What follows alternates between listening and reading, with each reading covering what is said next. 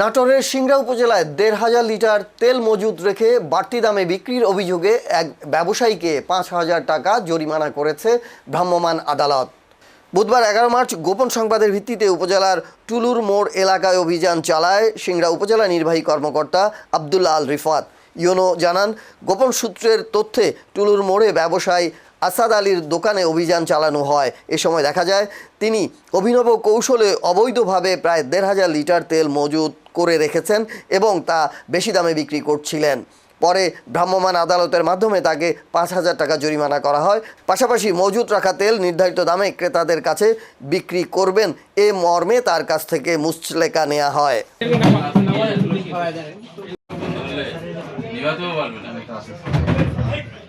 ধন্যবাদ। আমরা গোপন সূত্রে যখন খোঁজ পাই যে এই দুলুর মোড়ে জনৈক ব্যবসায়ীর দোকানে অবৈধভাবে তেল মজুদ আছে এবং উনি অধিক দাম নিচ্ছেন, তখন আমরা এখানে মোবাইল কোর্ট পরিচালনা করি। মোবাইল কোর্ট পরিচালনা করে আমরা এখানে ১৫০০ লিটার তেল পাই, তার মধ্যে আমরা ডিজেল পাই।